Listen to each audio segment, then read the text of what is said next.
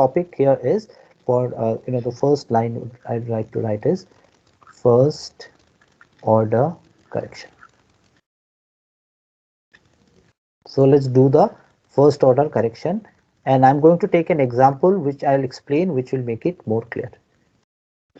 ठीक है, तो फर्स्ट ऑर्डर करेक्शन में क्या होता है, suppose I want to find out the energy level, और यहाँ पे मेरे को फर्स्ट ऑर्डर करेक्शन करना है. This is EN1.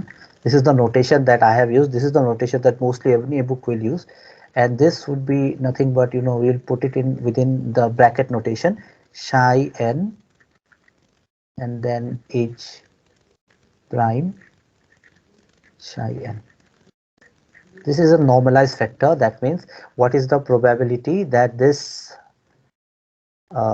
change in potential energy or this perturbation will be within that particular region that we are talking about. ठीक है, अगर ये पूरा का पूरा region में the perturbation does not change, you can also represent it. I'll give you an example and explain this to you. You can also represent it as H prime. ये कहाँ यूज होगा, कैसे यूज होगा, हम अभी देखने वाले. This is actually called the first order correction in energy. ठीक है, सिमिलरली अगर फर्स्ट ऑर्डर करेक्शन है तो मेरे को सेकंड ऑर्डर करेक्शन भी करना पड़ेगा. So I am going to do the second order correction as well. So this is second order correction. Okay, so let me just write down the expressions first, and we are going to come to use of these, okay, in taking up some numericals. हम लोग कुछ numerical problem भी करेंगे जहाँ पे हम लोग समझेंगे कि ये करेक्शंस यूज कैसे करते हैं. सो this is EN2, and then if I want to do this correction here I will write down this formula. एक प्रॉब्लम करेंगे, उसके बाद देखोगे ये क्लियर हो जाएगा कैसे करना है. So this is psi, and then I have got H, and then this is psi n, ये वाला psi m. ठीक है, and this is En minus Em. So there will be different energy levels, and whatever is the difference between these energy levels will actually affect the second order correction. So जब भी हम लोग कुछ एक atom लेंगे, या basically let's say we take a neutron, we take a proton, और we take a nuclei for example. तुमने कैल्शियम ले लिया या कॉपर ले लिया, सबका अपना अपना एक अलग सा एनर्जी लेवल होता है. सो what will be the correction to that particular wave function related to that particular system will depend on where is the first energy level placed, where is the second energy level placed. Okay, so और confuse ना करते हुए just formula भी देख लेते हैं, उसके बाद देखते हैं इसको use कैसे करते हैं. ठीक है, we are not going for third order energy correction because the value or the effect that it is going to have in the original expression is going to be very low. ठीक है, and then we are going to take first order correction to wave function. ये हो गया मेरा energy correction, और फिर आएगा मेरा first order correction to wave function. मतलब मेरे को शाई वाला भी तो करेक्ट करना पड़ेगा, that is also important. Yes, ये पहले दो जो है ये एनर्जी के लिए है, और अभी हम करेंगे वेव फंक्शन का करेक्शन का फॉर्मूला. ठीक है, सो वेव फंक्शन का जो करेक्शन होता है the first order, okay, this is kind of different, will see how eventually. अभी के लिए ये वाला मेरा फॉर्मूला रहेगा. ठीक है, and this is En minus Em. We are assuming that En is greater than Em. Okay, and then this would be psi m. This is the perturbation, and then this is psi n. Okay, into psi m. Okay, this is the bracket notation for finding out the correction. ठीक है, तो before I actually do a numerical problem, I will tell you what are the different types of questions that might be asked in your exam. ठीक है, so ये bracket notation है. If you don't exactly remember it, I suggest you to follow any quantum mechanics book, but you can, for ease, you can follow Gupta Kumar Sharma, जहाँ पे bracket notation, Dirac notation ये already दिया हुआ है. ठीक है, तो आप लोग एक बार देखोगे तो आपको समझ में आ जाएगा. But the thing is, it basically is giving you an idea of the probability of an existence of a quantum mechanical quantity within a certain region. ठीक है, तो इसका जो notation है हम लोग ऐसे करते हैं. और यहाँ पे देखो En minus Em ले लिया, डिवाइड कर लिया, मतलब we are talking about something which is averaged out, average ले रहे हैं हम लोग। Correction in energy eigen value, very important, that means मेरे को E1 E2 ये निकालना है, ठीक है, value for the nth state, for the nth state. अभी मेरे को अगर ऐसा क्वेश्चन आ गया, मैं आंसर कैसे लिखूंगा, that is also I am going to write for the nth state. उसके बाद मैं एक प्रॉब्लम लूंगा जो मैं एक्सप्लेन करने वाला हूँ। सो दैट मीन्स आप लोगों को निकालना है En1, ये वाला क्वेश्चन पूछा गया, ठीक है। और En1 निकालने का फॉर्मूला क्या है, जो मैंने ऑलरेडी लिखा है, but anyway I right it again. En1 is equal to summation psi n h prime psi n or m. You can take only the same wave function because it's the first order correction. Now the point here is h prime क्या है, h prime आप लोगों को दिया जाएगा, ठीक है, most of the times the h prime function would be given. What is the perturbation that is being applied? So this is one kind of questions that you might get. You might get also a question where you are talking about the second order correction, okay, or maybe something like this, okay. I'll just mark this question actually I found out in a GATE question paper. So before I started, I just wanted to make clear that these are the kinds of question that is there. Find out energy, okay, corrected. Question is find out energy corrected up to first order, up to first order for nth state. इसका मतलब क्या है, मुझे first order correction नहीं निकालना है, मुझे up to first order correction निकालना है। मतलब मेरे को टोटल एनर्जी निकालना है En which is equal to nothing but En0 plus En1, ये होगा आपका आंसर। मतलब मेरे को En1 कैलकुलेट करना है, En0 कैलकुलेट करना है, दोनों को ऐड करना है, and that will be my answer because in the question it is asked up to, not only first order correction. So ऐसा वाला क्वेश्चन भी आता है, ठीक है। And sometimes we miss out the important points. और देखोगे आप लोग को जगह 4 ऑप्शन दिया गया तो देखोगे कि ये वाला ऑप्शन भी एक होगा, ये वाला क्या भी ऑप्शन एक होगा। तो आप लोगों को ध्यान से सिलेक्ट करना है कि कौन सा वाला करेक्ट है, ठीक है। देन उसके बाद जैसे फर्स्ट ऑर्डर आ गया तो सेकेंड ऑर्डर भी आ सकता है, right. So I hope you got the pattern of question. Find out second order correction. Okay, correction यहाँ पे कुछ भी हो सकता है. It may ask you for energy or wave function. So you have to check the question very carefully for energy. तो energy के लिए दिया तो मेरे को तो फर्स्ट ऑर्डर करेक्शन या सेकेंड ऑर्डर करेक्शन के लिए ये वाला फॉर्मूला यूज करना है for energy. But if they ask you for wave function for energy और वेव फंक्शन, अगर मेरे को वेव फंक्शन बताया तो I have to use this formula, don't miss out. Wave function के लिए ये वाला फॉर्मूला फर्स्ट ऑर्डर करेक्शन, ठीक है. और अगर एनर्जी के लिए बताया तो ये वाला फॉर्मूला, ठीक है. सो वेव फंक्शन का होगा तो यहाँ पे बताया जाएगा first order, not second order. Sir आपने बोलो. वेव फंक्शन के लिए first order. Yes, wave function के लिए हमेशा फर्स्ट ऑर्डर ही आएगा. सेकंड ऑर्डर इज ऑलमोस्ट जो वैल्यू होता है, जो इफेक्ट होता है, बहुत कम होता है. 1/2 का स्क्वायर हो यस, जाएगा तो कम होता जाएगा. जैसे हम लोग बायनोमियल एक्सपेंशन करते हैं ना, तो क्या होता है कि वैल्यू तो बाद वाला वैल्यू तो बहुत कम आ रहा है, इनसिग्निफिकेंट हो रहा है, ठीक है. तो सिमिलरली क्वांटम मैकेनिक्स में ये वेव फंक्शन का भी बाद में बहुत कम आएगा. इनफैक्ट आप लोग कभी कभी ऐसे सिचुएशन में जाओगे, देखोगे सेकंड ऑर्डर एनर्जी करेक्शन का भी इफेक्ट बहुत कम है, but then sometime it is significant. So हम लोगों को ये यूज करना पड़ता है, ठीक है. सो क्वेश्चन ऐसे आ सकते हैं. अभी सवाल ये है कि मेरे पास अगर बोला कि मेरे को फर्स्ट ऑर्डर करेक्शन करना है, मैं कैसे करूंगा. Let's take an example and try to solve it. Okay, so may be I can write down this question. I think एक क्वेश्चन लिख लेते हैं यहाँ पे. अभी हम लोग एक क्वेश्चन सॉल्व करेंगे और उससे हमें समझ में आ जाएगा पर्टर्वेशन थ्योरी यूज करके फर्स्ट ऑर्डर और सेकेंड ऑर्डर करेक्शन करना कैसा है, ठीक है. So let's take one example या, ठीक है. काफी लंबा है तो just type it out. So let's say I have got let a particle of mass m, okay, is confined. I will explain the question in detail, इसीलिए मैं लिख रहा हूँ, ठीक है. एक पार्टिकल है जिसका मास m है, वो एक कन्फाइंड रीजन में है, ठीक है, इन अ एसिमेट्रिक, ठीक है. It's confined in an asymmetric potential. तो before I proceed let me just revise what is asymmetric. लोगों को याद होगा, I told you here that अगर मैंने बोला -a/2 टू a/2 में कन्फाइंड है, ये सिमेट्रिक होता है. अगर 0 to a बोल रहा हूँ तो एसिमेट्रिक होता है, मतलब मेरा जो 0 मार्क है ना वो एंड में है, बीच में नहीं है। अगर बीच में 0 है that is symmetric. Okay, so that is what is called asymmetric and symmetric. So question में ये छोटे छोटे वर्ड्स जो है ना, this will play a very important role, ध्यान रखना है। Confined in an asymmetric potential well of length a. So मेरे पास एक पोटेंशियल वेल है और बीच में एक पार्टिकल कन्फाइंड है।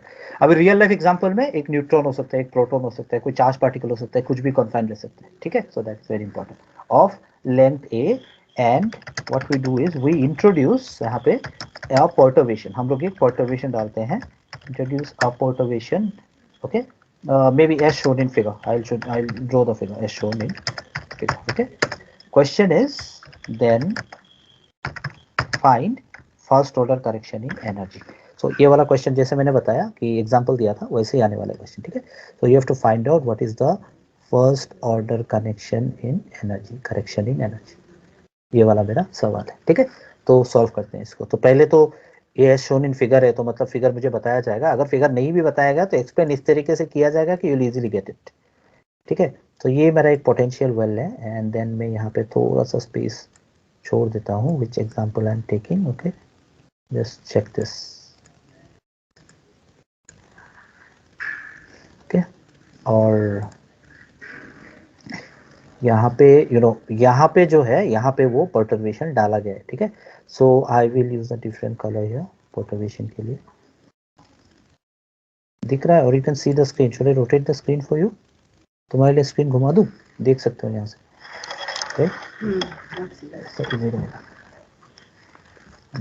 just this way, I think it will be easy. Yeah. So देखो यहाँ पे मैंने हल्का सा एक परटर्वेशन डाल दिया। तो what I'm going to do is this is 0 और ये वाला मेरा परटर्वेशन है। So may be just to make it visually clear, ये वाला मैं सेक्शन हटा देता हूँ और यहाँ से मेरा परटर्वेशन आ गया, ठीक है। तो स्टार्टिंग से ही मेरा परटर्वेशन है, but this is an infinite potential well. Okay, this is an infinite potential well, and this is infinity. This is also infinity. I'll start from 0 and the width of the potential well is 0 to a. तो ये वाला जो है यहाँ तक है, let's say a by 2. The example that I've taken is a by 2. The question is कितना है potential यहाँ का? So this potential is actually given to be v naught. I'll write that down, don't worry. But यहाँ पे ये वाला मेरा image है, ठीक है। So just to ये वाला डॉट डॉट से मैंने रिप्रेजेंट कर दिया। So this is the perturbation that we have which is at the beginning. Now you see this is 0 to a, मतलब ये एसिमेट्रिक है।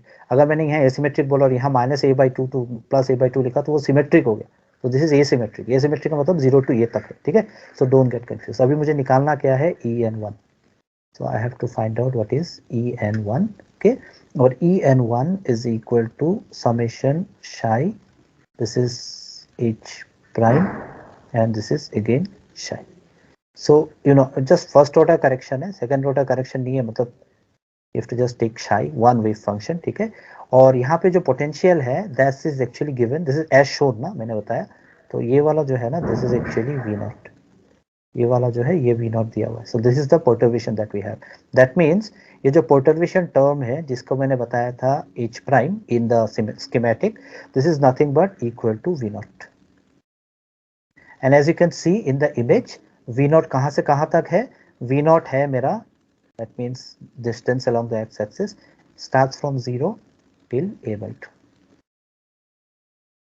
So क्वांटम मैकेनिक्स में क्वेश्चन को इंटरप्रेट करना बहुत जरूरी है। मैंने ऑल ऑफ अ सडन आप लोगों को ये दे दिया और मैंने और कुछ बताया नहीं कि आप कर पाओगे, कर पाओगे, because now you know what are these terms meaning. en1 आप लोगों को ऑलरेडी पता है क्या है, फर्स्ट ऑर्डर एनर्जी करेक्शन है। मैंने h prime is equal to v naught लगा दिया, आप लोग स्ट्रेट अवे समझ गए कि ये परटर्वेशन दिया हुआ है और इसका रेंज भी दिया हुआ है। So even if I don't draw this diagram, even if I don't give the statement, if I am just writing down these two expression, straight away will understand what does it mean और पूछा क्या जा रहा है question में, ठीक है। तो ये हम लोग करने वाले हैं, ठीक है।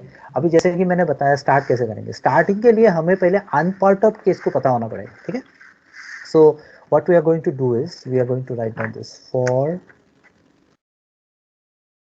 unperturbed case. सो कोई परटर्वेशन नहीं है, हमारे पास एक सिस्टम है, अनपर्टर्ब्ड केस है। सो अनपर्टर्ब्ड केस के लिए मेरे पास ऑलरेडी एक वेव फंक्शन होगा, सो इसको हम इस तरीके से रिप्रेजेंट करते हैं, and this is something which you have done so many times. This is root over of 2 divided by a sine of n by x divided by a. So this is for the unperturbed case, right? अभी हम लोग थोड़ा break लेंगे यहाँ पे, और मैं एक नोट दूंगा आप लोगों को, so that you are clear कि ये वाला जो सॉल्यूशंस है, ये वाला जो सॉल्यूशंस है ना, ये कहाँ पे और कब यूज होगा. ठीक है, तो आप लोग भी ऐसा लिख सकते हो. You can just take some space and write down as note. Note important, because I don't want to miss this out. बाद में अगर डिफरेंट प्रॉब्लम आ गया फिर आप लोग बोलोगे अरे ये तो सिखाया नहीं मैंने. So I just want to do it, this is very important. ठीक है, नोट में हम लोग फिर से एक सिमेट्रिक केस लेंगे. Let's say I will take this symmetric case, और मैं अनपर्टर्ब्ड केस ले रहा हूँ. Let's say I am taking out this case. ठीक है, this is my unperturbed case and this is symmetric, मतलब ये वाला है minus of a/2, this is a/2, बीच में कहीं पे जीरो तो होगा, this is zero. So this is infinity, this is also infinity. So this is basically a symmetric case. I'm just doing it again today. Last class also we did it, but then यहाँ पे मैं कुछ extra बताने वाला हूँ which will help you to differentiate it mathematically. So this is symmetric. Let's just mark this and write this as symmetric, right?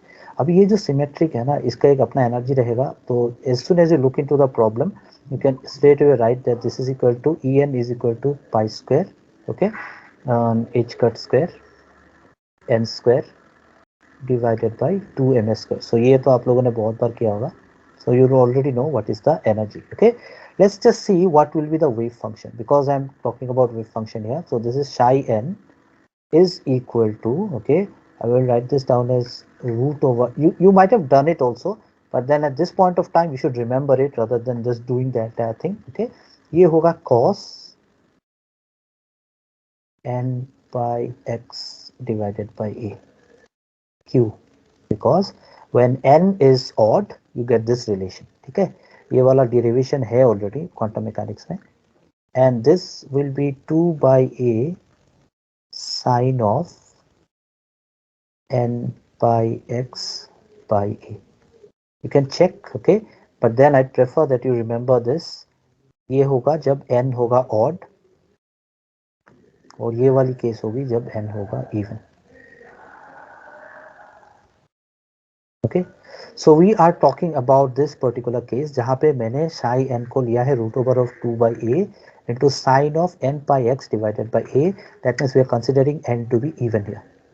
ठीक है, so अगर मैंने ऐसा केस लिख दिया, और आप कभी कभी क्वेश्चन पे भी मेंशन किया जाता है you have to take this n as even, you're going to take this. Okay, so don't take this as an entire example. ये पूरा का पूरा क्वेश्चन एक बार समझ जाओगे तो आप लोगों को जब क्वेश्चन मिलेगा you can do it, right? You can straight away write down it as cos and say that n is odd. Okay, और कभी कभी बोला जाएगा n is even तो कौन सा फंक्शन लोगे, n is odd तो कौन सा फंक्शन लोगे, but this is for a symmetric case. ठीक है, बट ये क्या है, एसिमेट्रिक है. एसिमेट्रिक में ऑड हो या इवन हो, दोनों का दोनों यही रहता है वेव फंक्शन, इसीलिए हम लोग ये वेव फंक्शन ले रहे हैं. This is very important, because मैंने देखा है एंट्रेंस एग्जाम्स वगैरह जब आप लोग दोगे, यहाँ पे आप लोगों का मिस्टेक होगा, because you have to remember this. और समहाउ हम लोग भूल जाते हैं कि हम लोगों ने अंडर ग्रेजुएशन में क्या किया था. 1 2 3 एंड सो ऑन, n का वैल्यू 1 2 3 रहेगा.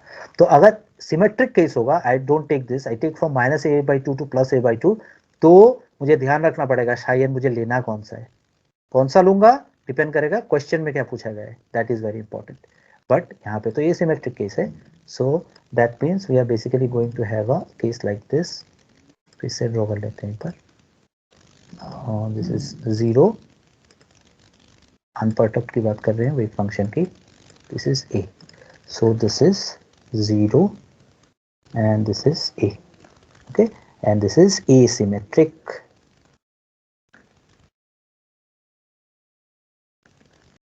दिस इज एसिमेट्रिक, मतलब मेरा जो वेव फंक्शन है, एनर्जी में कोई पंगा नहीं है, वेव फंक्शन में पंगा है.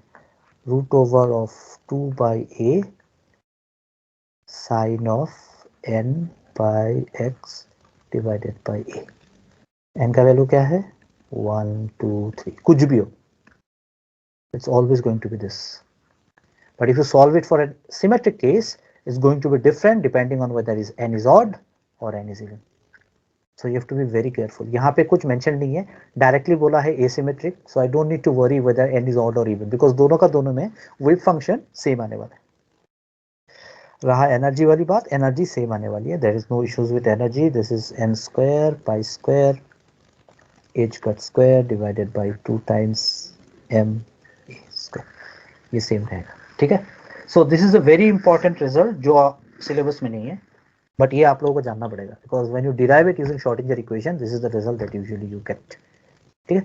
सो ये ध्यान रखना, इसीलिए मैंने यूज किया psi n is equal to this, that's why I have taken this detour and I have given a note for this, this is important, ठीक है। अभी क्वेश्चन में वापस आते हैं और इसको सॉल्व करते हैं, ठीक है।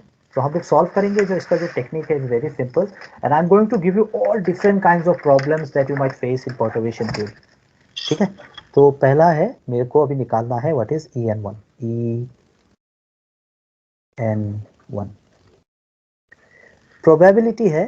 तो you know I have to basically, when you are given something like this, okay, maybe I will just write it down here, en1 is equal to psi n h prime psi n।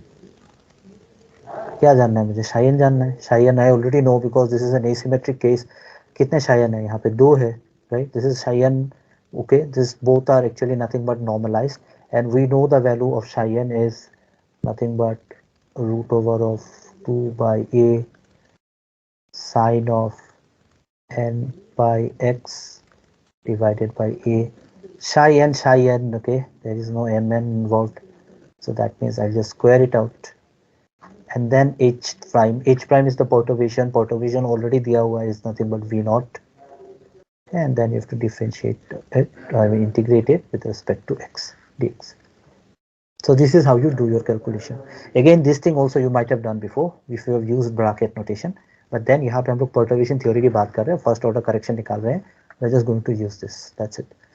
What is the probability of existence of a wave function like this? Let's say the Hamiltonian is given, okay, and उनका wave function दिया हुआ है और उसका Hamiltonian दिया हुआ है, what is the probability of its existence. इसकी वजह से हम लोग ये डिराक नोटेशन यूज करते हैं, और ऐसे वाले हम लोग इंटीग्रेशन करते हैं, उसके बाद हम लोग बताते हैं कि this is the probability whatever answer you get from this, okay.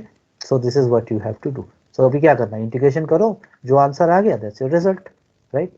सो आप लोग करते रहो, मैं भी करते रहता हूँ, देखते हैं आंसर क्या आता है, ठीक है। So you have to practice, that is very important, ठीक है। और you know I totally understand, since I was also student, that हम लोग कभी कभी भूल जाते हैं कॉन्सेप्ट, ठीक है। सो ये वाले फॉर्मूलाज तो बहुत यूज होने वाले हैं, cos 2x is equal to 1 minus 2 you know sine square x, या 2 cos square x minus 1, right. So ये सब फॉर्मूला यूज करके basically we are going to get the result, right. So 2 by a root है, square है, तो ये 2 by ए ही हो गया, सो 2 बाई ए को बाहर ले लेते हैं, right. And then we naught तो बेसिकली एक कांस्टेंट परटर्बेशन है, तो इसको भी हम लोग वी नॉट बाहर ले लेंगे, ठीक है। अब एक इंपॉर्टेंट बात है कि ये जो इंटीग्रेशन है ये इंडेफिनिट इंटीग्रेशन नहीं है, because you know you are integrating it along the x axis, and you know the perturbation exist between 0 and a/2, so this is very important, limit 0 and a/2। सो देखो हर एक चीज काम में आ रहा है, यहाँ पे मेरे को ऑलरेडी बताया गया है limit is 0 to a/2, and that's why I put it in 0 to a/2। So ये जो लिमिट होगा, अपर लिमिट और लोअर लिमिट, ये होगा 0 to a/2। This is not indefinite integral, we are not looking into the depth, we are looking into the width here, perturbation कहाँ से कहाँ तक है, 0 to a/2, ठीक है। जैसे ही मैंने en1 लिखा 0 to a/2, जैसे ही मैंने en लिखा it will be 0 to a, because we are talking about the entire range, ठीक है। तो वो हम लोग बाद में बात करेंगे, because we are talking about the first order correction, okay.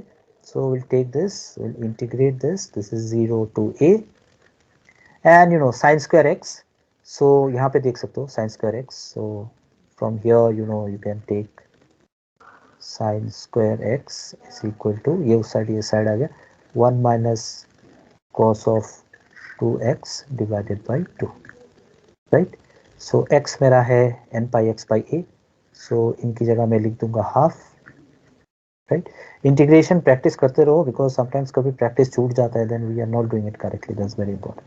cos of 2x, 2 की जगह 2, x की जगह मेरा है n pi x by a, so I'll just put it as n pi x divided by a।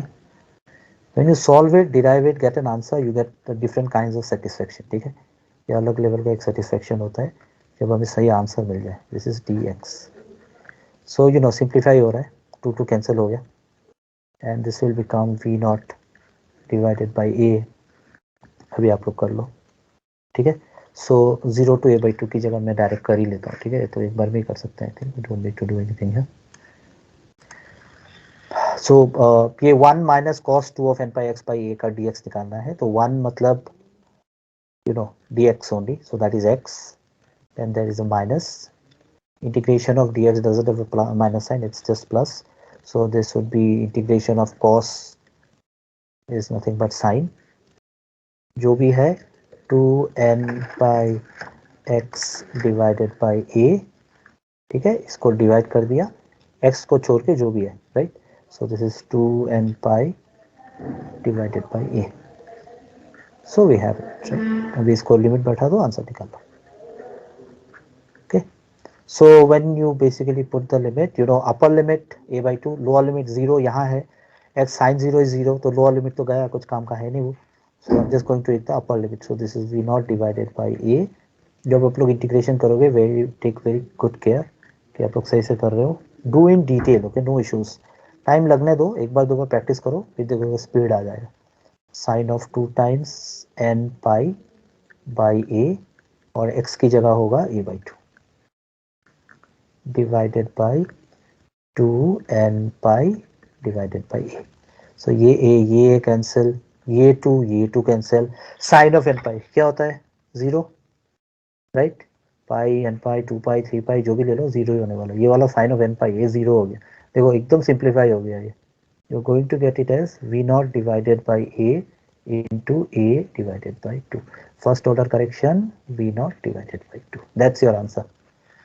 आगे correction समझ में कितना आ रहा है तुम्हारा? ये एंगल में है, जाए एंगल है नीचे ए या वैसे है?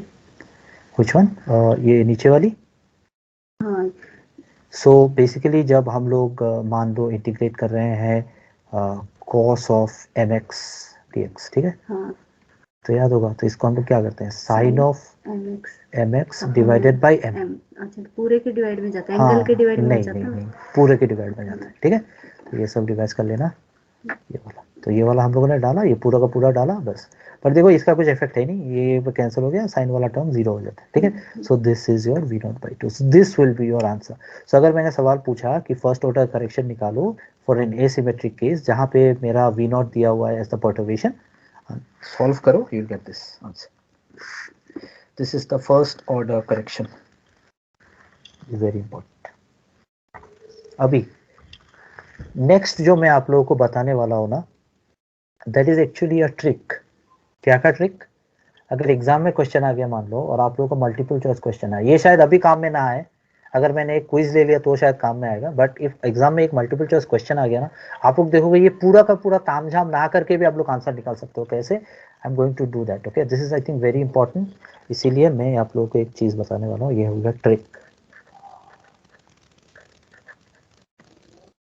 ओके, ये बुक में नहीं मिलेगा, दैट इज द ट्रेजरी, सो इसीलिए आप लोग याद रखो, ठीक है। So this is trick for, okay, क्या का ट्रिक है बता देते हैं, for constant perturbation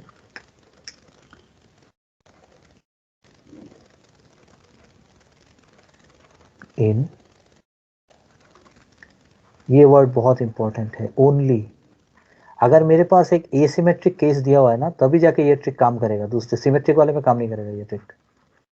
in asymmetric potential well, potential well, asymmetric potential well में ये वाला काम करेगा only, and that is why I am just marking this for you, ये ओनली लिखता हूँ मैं, बाद में आप लोग कंफ्यूज हो जाओगे, ठीक है।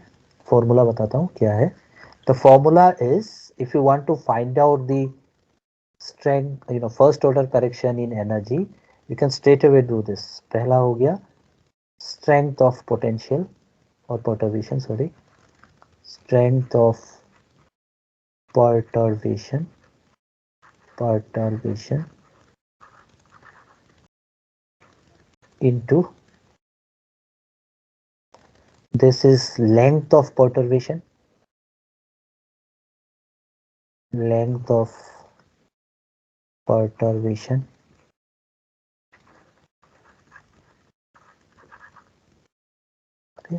Divided by length of well. तो देखो इतना इंटीग्रेशन वेशन करके तामझाम करने की जरूरत है नहीं, बट एग्जाम में मैं क्वेश्चन पूछूंगा एग्जाम में, आप लोग ऐसे लिखोगे फॉर्मूला यूज करके तो 0 मिलेगा, बिकॉज वहाँ तो डिस्क्रिप्टिव क्वेश्चन रहेगा। अभी एग्जाम्पल लेते हैं पहले वाले का, अभी जो हम लोगों ने सॉल्व किया उसमें बताओ स्ट्रेंथ ऑफ परटर्वेशन क्या था? स्ट्रेंथ ऑफ परटर्वेशन या कितना था? V not, correct, into length of perturbation क्या था? परटर्वेशन कहाँ से कहाँ तक था? 0 से a/2, मतलब a/2 माइनस 0 मतलब a/2, सही है। और लेंथ ऑफ द वेल कितना था? a 0 to a, हो गया। a काटो, कितना है आंसर? v0/2, हो गया ना same. This is the trick. ये सिर्फ एंट्रेंस एग्जाम में काम में आएगा, एग्जाम में काम में नहीं आने वाला ये। So this you may use it as a confirmation. जैसे मैंने एग्जाम में निकाल लिया फर्स्ट ऑर्डर करेक्शन, अभी मेरे को वैसे पता वो करेक्ट है कि नहीं, मैंने जल्दी जल्दी में किया, तो ये वाला ट्रिक यूज करो, फटाफट करो, देखो पता चल जाएगा। लेकिन you have to remember this is only valid for asymmetric potential, not symmetric potential. Symmetric potential के लिए ऐसा ट्रिक काम नहीं करेगा, ठीक है। तो this is very important. I will take you one more example before we end, okay. ये वाला एग्जाम्पल आई थिंक दे सकते हैं, एग्जाम्पल 2। यहाँ पे मैं क्या बोल रहा हूँ कुछ ऐसा, you test it by using the longer method. I am going to tell you what will be the answer using this formula. So ये वाला मेरा पोटेंशियल है, लेकिन इस बार मजा क्या है, मेरा जो परटर्वेशन है ना, ये पूरा का पूरा लेंथ के लिए परटर्वेशन है। This entire length we have the perturbation, ठीक है।